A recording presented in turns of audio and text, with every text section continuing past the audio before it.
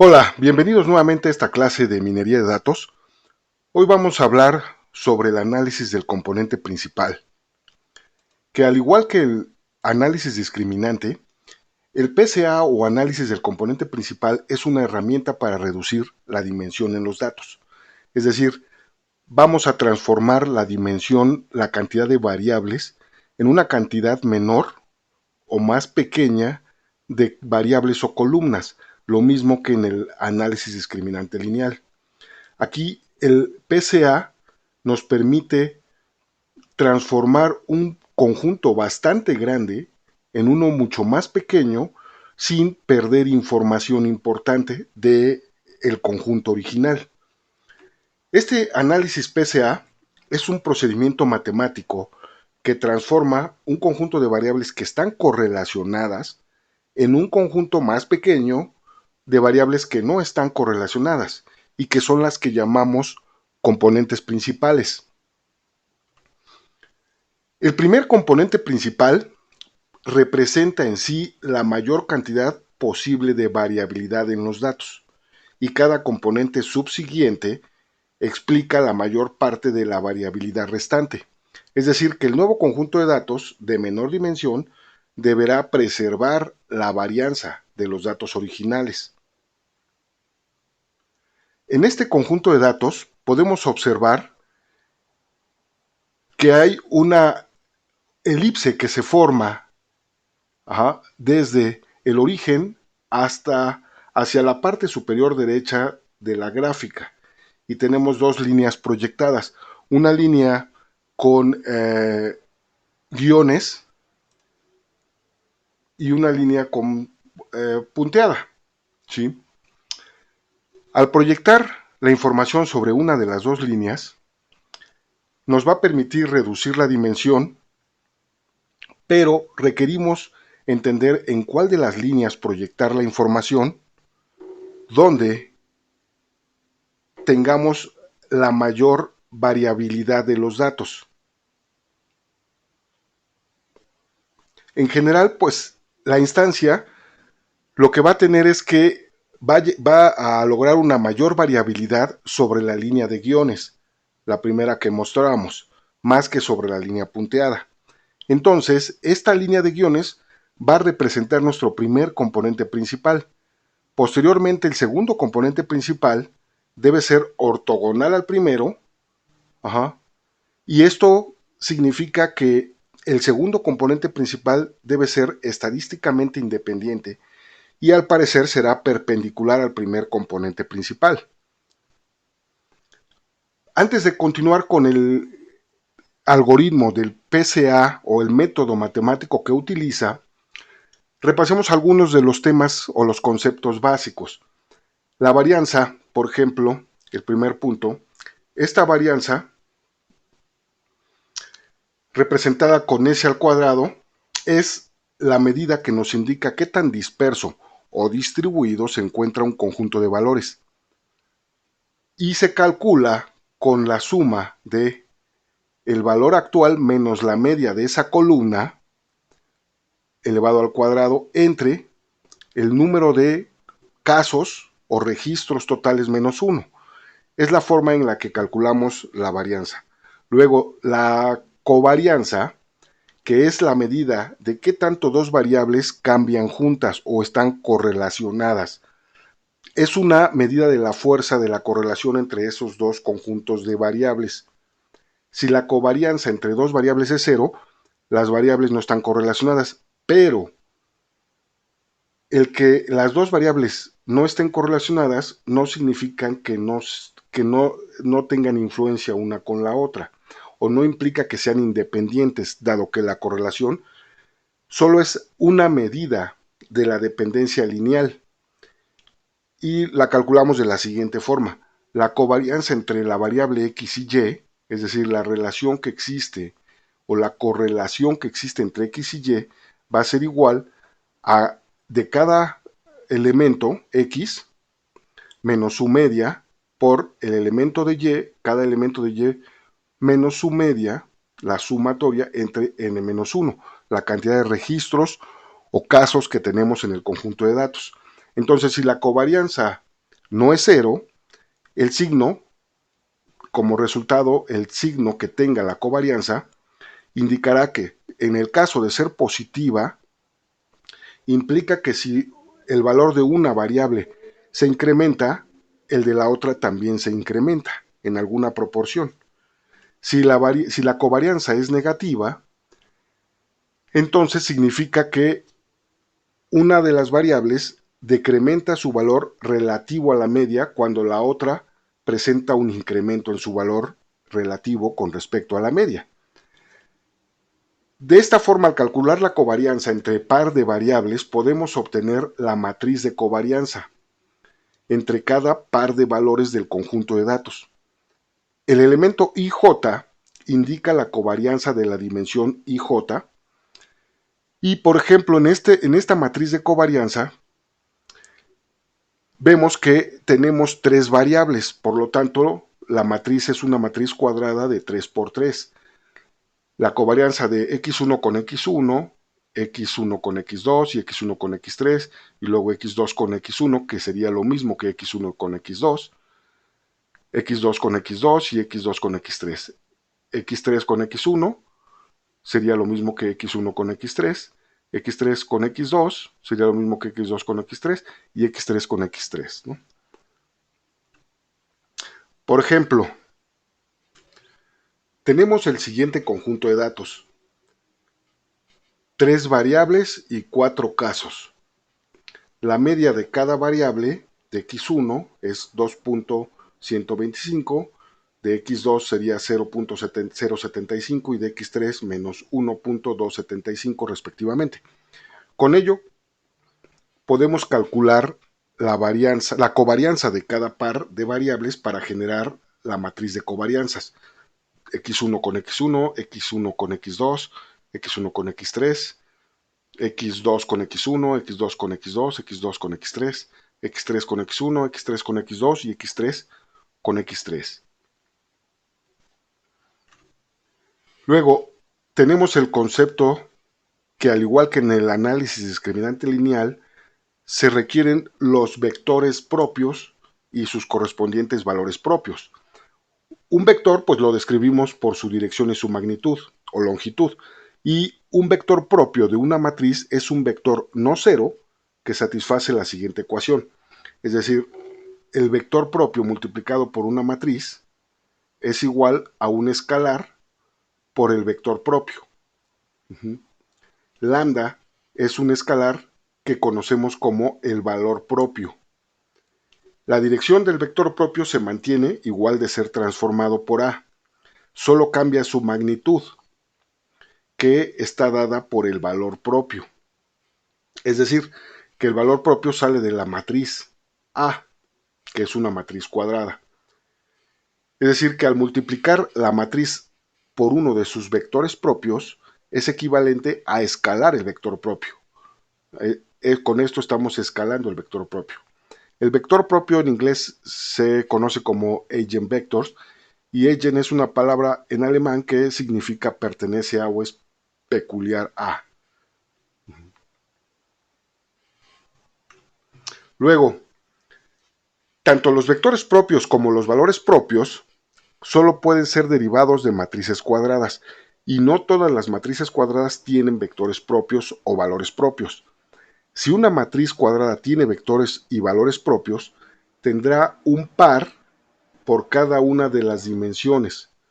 Los componentes principales de una matriz son los vectores propios de su matriz de covarianza, ordenados por sus correspondientes valores propios.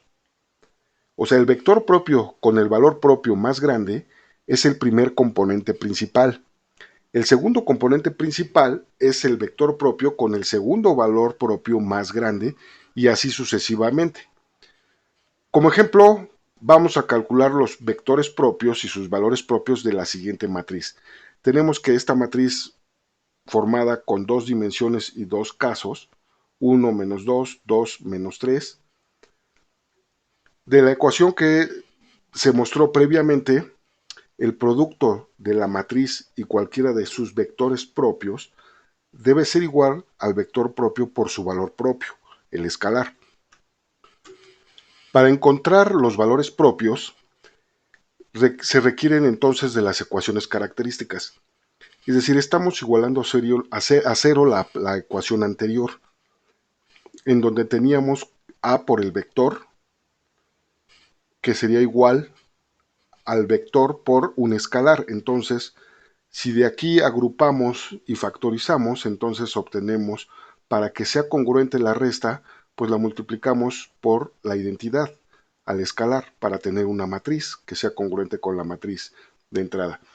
Y esto sería igual a 0. Entonces su determinante o el valor de a menos el escalar por la identidad sería 1, 1 en diagonal, entonces tendríamos por la multiplicación con el escalar, tendríamos estos valores. Entonces la matriz menos la diferencia sería igual a 0, y en este sentido, la ecuación característica establece que el determinante de la matriz, o sea, la diferencia entre los datos de la matriz y el producto de la matriz identidad por el valor propio, son iguales a 0. Las diagonales implican o indican el determinante, ¿no?, de la matriz. Aquí, para calcular el determinante de la matriz, entonces, este elemento más este por este más este, y lo que obtenemos es esta ecuación. Entonces, al resolver esta ecuación se convierte en una ecuación de segundo grado, y al despejar el lambda, lo que vamos a obtener es que el valor de los valores propios es igual a menos 1. Por lo que ahora entonces vamos a poder usar esos valores propios para resolver la otra ecuación o la ecuación original. Es decir, esta misma ecuación la igualamos a 0, es lo que hacíamos originalmente, y sustituyendo los valores de a tenemos lo siguiente: con el vector propio y la matriz identidad, por el vector. Entonces, al resolver la diferencia, lo que tendríamos 1 menos lambda, 2 menos 0, 2 menos 0 y menos 3 menos lambda. Entonces, en esta ecuación ahora lo que vamos a obtener van a ser los vectores propios, sustituyendo ahora con el valor propio, que decíamos que para ambos casos es menos 1. Entonces en la ecuación nos devuelve estas dos. Al multiplicar el vector por la matriz, tendríamos b1, 1 por 2, b1, 2 por menos 1, y el otro elemento del vector resultante sería b1, 2 por 2, y b1, 1 por 2 y b1, 2 por menos 2. Entonces tendremos la misma ecuación en ambos casos. Y esto nos implicaría que para resolver esto el vector propio es 1, 1. Entonces al sustituir este vector propio, lo que tendríamos sería que cada vector no cero que satisface las ecuaciones anteriores lo podemos utilizar como un vector propio. Entonces este vector propio va a ser 1, 1.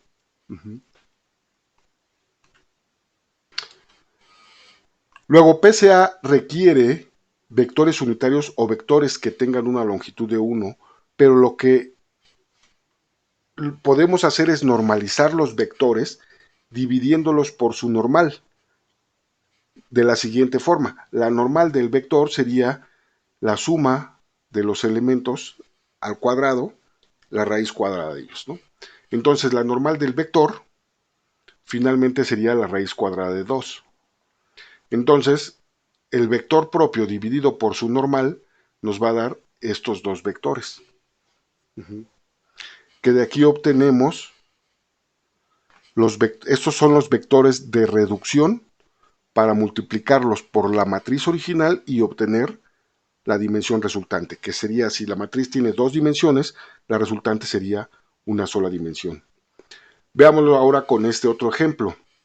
Aplicando el procedimiento anterior, entonces, utilizando este esquema, tendríamos esta tabla con dos variables, ¿no? Estas dos variables tienen varios casos, 9 casos, 10 casos, perdón, son 10 casos, Y si aplicamos el procedimiento anterior, lo primero que haríamos es calcular la diferencia con la media de cada columna o de cada variable.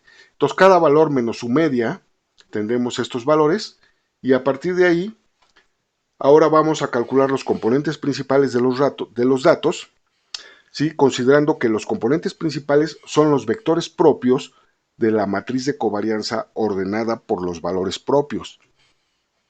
Entonces, los componentes principales se pueden encontrar utilizando dos técnicas diferentes. La primera técnica requiere calcular la matriz de covarianza de los datos, como lo veíamos anteriormente. Dado que la matriz de covarianza va a ser una matriz cuadrada, podemos calcular los vectores y los valores propios como lo hicimos en el caso anterior. La segunda técnica utilizada es con la descomposición del valor singular de la matriz de datos para encontrar los vectores y la raíz cuadrada de los valores propios de la matriz de covarianza. Pero esto lo vamos a hacer con el scikit-learn. Luego, utilizando el primer método, entonces la matriz de covarianza de los datos anteriores resultante es esta. Tenemos dos variables, entonces nuestra matriz de covarianzas es una matriz cuadrada de 2 por 2. Con la técnica descrita en las diapositivas anteriores, los valores propios entonces van a resultar ser 1.25 y 0.034. De ahí obtenemos la matriz de valores de vectores propios unitarios que mostramos en esta relación. Esta es la matriz de vectores propios unitarios, y ahora esos vectores propios los proyectamos con los datos en los componentes principales, y el primer vector propio tiene los valores propios más altos y es el primer componente principal. Entonces construimos la matriz de transformación en donde cada columna de la matriz es el vector propio para cada componente principal. Si se estuviera reduciendo un conjunto entonces de 5 dimensiones en un conjunto de 3 dimensiones, se construiría una matriz de transformación de 3 columnas. En este ejemplo proyectamos el conjunto de datos de 2 dimensiones en una sola dimensión, por lo que solo utilizaremos el vector propio para el primer componente principal. ¿Sí? Los valores originales por la matriz de transformación nos va a dar entonces la dimensión resultante.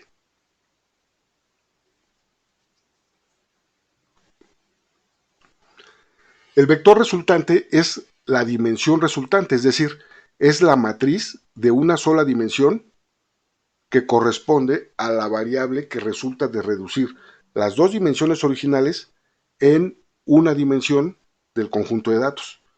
¿Sí? Este valor representa, o este vector de una sola dimensión, o matriz de una sola dimensión, representa la matriz original sin perder información de los datos originales. Y lo podemos comprobar utilizando la matriz resultante con algún método de predicción, por ejemplo, para evaluar si representa correctamente los datos originales. Vamos a trabajarlo esto con Python. El conjunto de datos que vamos a utilizar es una lista de 200 registros de 3 segmentos, 179 registros de vinos relacionados con 3 segmentos de clientes. Tenemos el primer segmento, el segundo y el tercero. Y los vinos están descritos por un conjunto de datos formado por 13 variables. El grado de alcohol, la acidez malic, el sabor cenizo, alcalinidad, magnesium, etcétera, intensidad del color, saturación, varios datos que tenemos registrados con respecto a la cantidad de vinos que tenemos asignados en 3 segmentos, y lo que vamos a hacer es reducir esas 13 dimensiones en 2 dimensiones y ver si representan correctamente a los segmentos a los que pertenece cada uno de estos vinos. Utilizando para ello, pues después de haber hecho la reducción de la dimensión, vamos a utilizar la regresión logística para determinar a qué grupo pertenece o a qué segmento pertenece. Bien, bien, entonces abrimos Spider de Anaconda y en una carpeta guardamos el archivo de datos y luego nuestro archivo para el código lo guardamos como en esa misma carpeta PCA y le vamos a llamar al archivo pca.py. Este archivo, entonces, lo primero que vamos a hacer es cargar las librerías necesarias para eh, la manipulación de los datos y los archivos. Entonces, import numpy a cnp.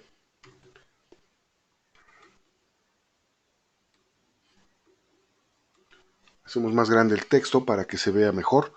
Y luego import pandas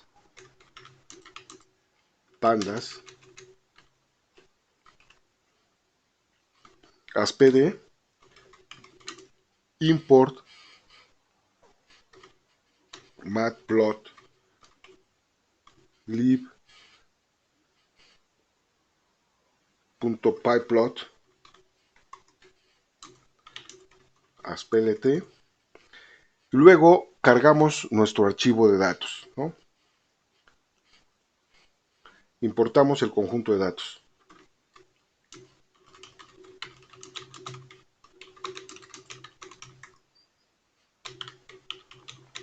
Dataset igual a pd.read.csv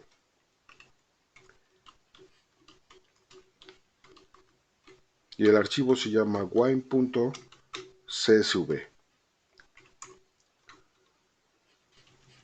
Si ejecutamos esta sección, control enter y luego seleccionamos y control enter, ahora en el explorador de variables tenemos el dataset con las 13 columnas, 14 aquí tendríamos por la columna de los segmentos, ¿no? 13 variables independientes y nuestra variable dependiente, 14. Y aquí lo muestra, 178 registros, 14 columnas. Ahora separamos entonces el conjunto de datos en nuestro conjunto o nuestra variable independiente, nuestro conjunto de variables independientes y la variable dependiente. Entonces x es igual a dataset.ilog, todos los renglones, y nuestras columnas va a ser de la 0 a la 13 sin considerar la treceava, ¿no? Punto values.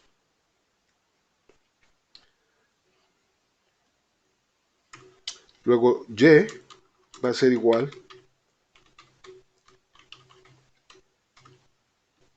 todos los renglones y la columna 13. Punto values.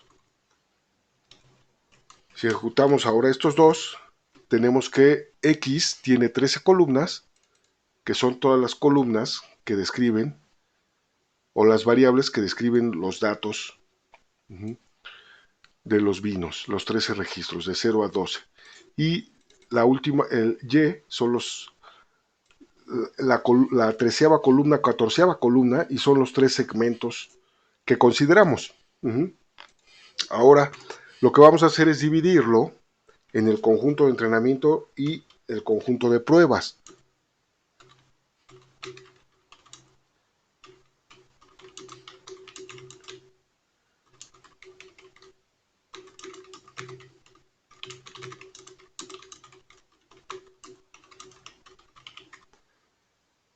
Entonces, from scikit-learn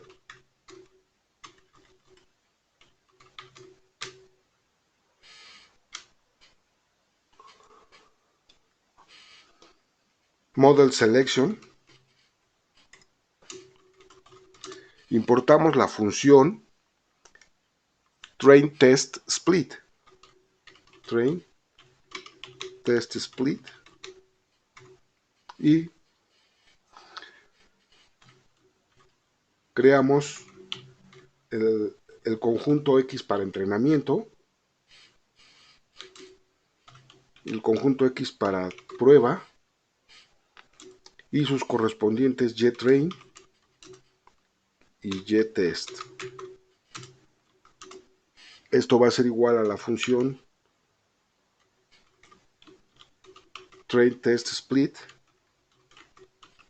Ajá.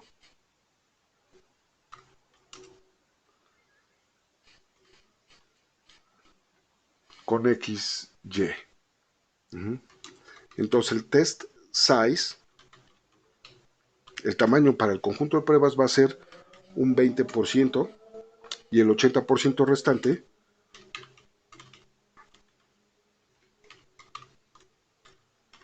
para el conjunto de entrenamiento.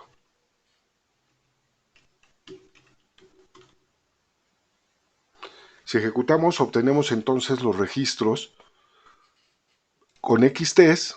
Entonces ahora en lugar de 178 que tiene X, tiene 36 y Xtrain tiene 142.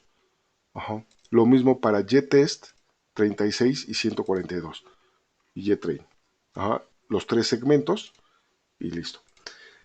Dado que los datos no están normalizados y tenemos diferentes escalas, entonces vamos a estandarizar las escalas. Aquí tenemos valores más pequeños, decimales, y aquí en miles. Entonces es importante estandarizar las escalas.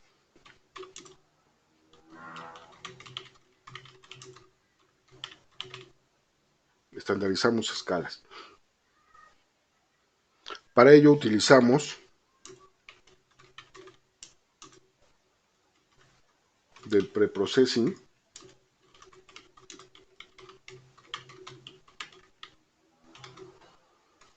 la clase Standard Scaler. Entonces el Standard Scaler va a ser igual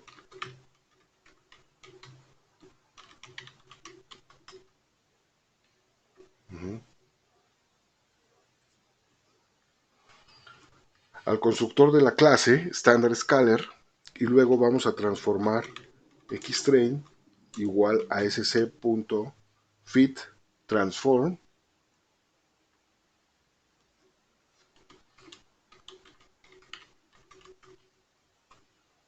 y luego YTrain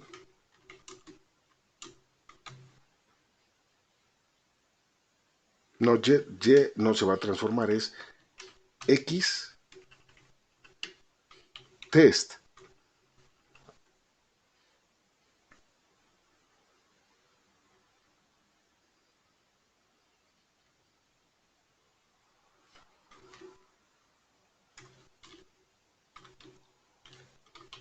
Y no, porque obviamente Y solamente son los números de los segmentos. Los valores que estamos transformando son los de las variables independientes XTest y Xtrain. Entonces ejecutamos el bloque y ahora tenemos que Xtrain y Xtest tienen valores estandarizados. Xtest igual tiene sus valores estandarizados. Y ahora para utilizar el componente principal vamos a importar la clase PCA. Entonces colocamos aplicando PCA. Entonces from scikit-learn punto decomposition import PCA. El análisis del componente principal. Entonces nuestra variable PCA va a ser igual al constructor de la clase PCA y esta requiere como argumento la cantidad components de componentes n-components.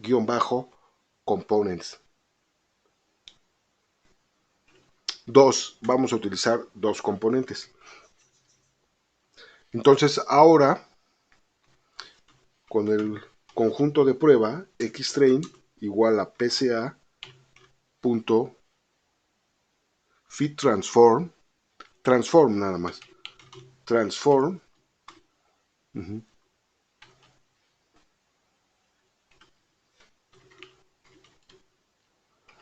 No, pero requerimos también transformar xtest con el componente principal, las dos para las mismas variables. Entonces, si es fit transform, y para xtest solamente transform.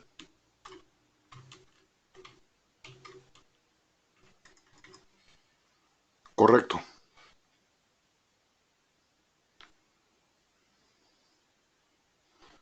Ejecutamos el bloque entonces, control enter, y ahora tenemos que xtrain y xtest solo contienen dos columnas, dos dimensiones. De las 13 que tenía en el esquema original, solo se transformó en dos.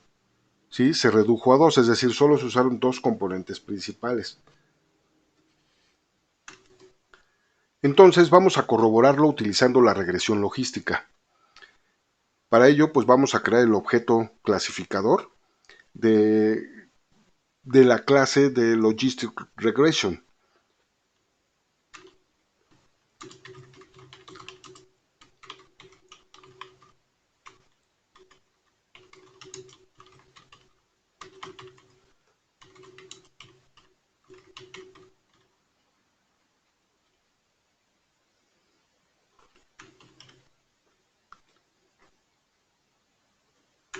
Linear Model, entonces importamos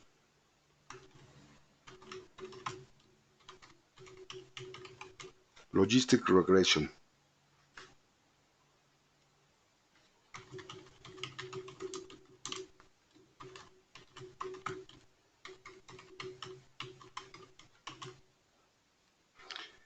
Y este solo requiere un argumento que es random state igual a 0. Sí, del modelos lineales Linear Model importamos la clase Logistic Regression y con ella creamos entonces el objeto clasificador y lo vamos a entrenar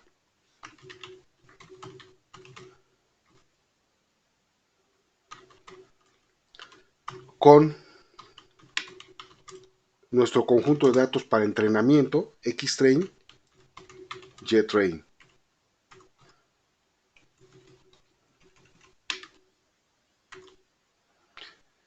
Listo, y ahora vamos a predecir yPrediction o el valor del yTest pero predecido va a ser igual al predict. Entonces con xtest predecimos el conjunto de datos de prueba con las variables independientes para que nos devuelva la variable dependiente pero predecida. Y vamos a compararla con el yTest.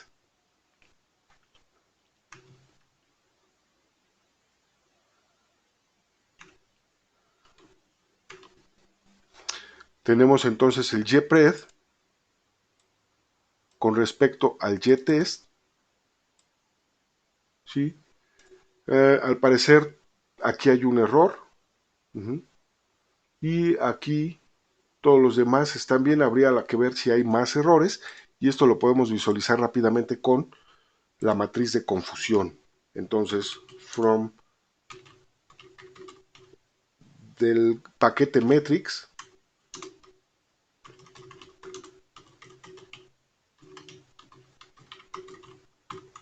confusion matrix. Entonces la matriz de confusión va a ser igual al confusion matrix con X. Y entonces le enviamos el yTest y el yPred para comparar los targets reales con los que fueron predecidos por el modelo de la regresión logística. Si ejecutamos y ahora vemos, bueno, aquí confusion matrix is not defined, me faltó ejecutar este para definirlo y ahora sí, listo. La matriz de confusión está aquí la variable y observamos que en la diagonal vienen los aciertos y aquí están los falsos positivos. En la parte superior tendríamos los falsos negativos, no hay falsos negativos, solamente un error, un falso positivo. O sea, fue casi preciso, al 90 y tantos por ciento de precisión, ¿no?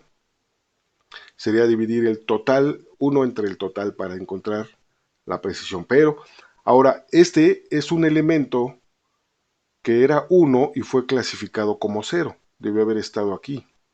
Ajá. Esos son los elementos que a lo mejor hubo un error, pero prácticamente nuestro esquema de reducción, posiblemente con algún otro parámetro, podría cambiar la precisión. Esto también podemos visualizarlo gráficamente.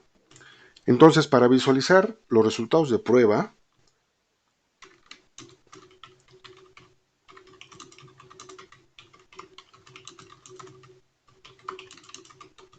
en la predicción hecha por la regresión logística,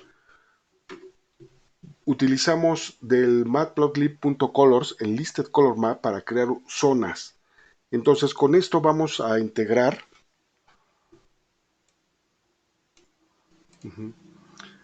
y a dibujar varias zonas y vamos a mostrar los puntos con un contour de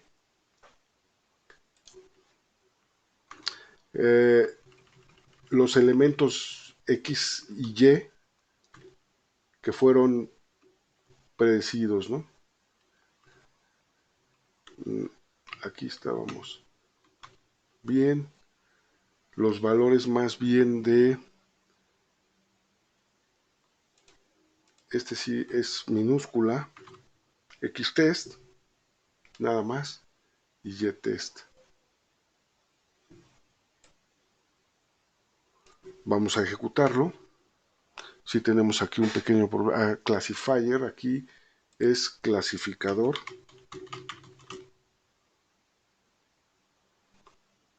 Y probamos nuevamente. Y listo.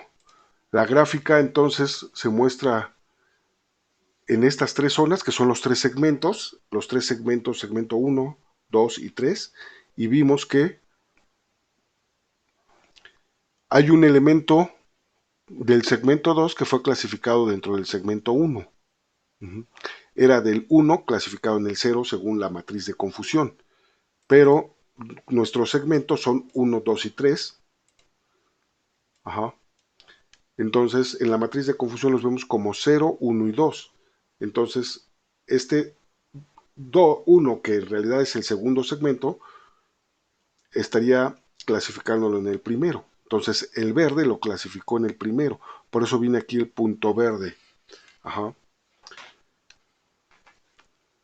Sin embargo, pues como podemos observar, el método del análisis del componente principal nos permite reducir la dimensión de un conjunto de datos en un conjunto menor. De las 13 columnas lo transformamos a solo 2 columnas o 2 variables, 2 dimensiones en lugar de 13.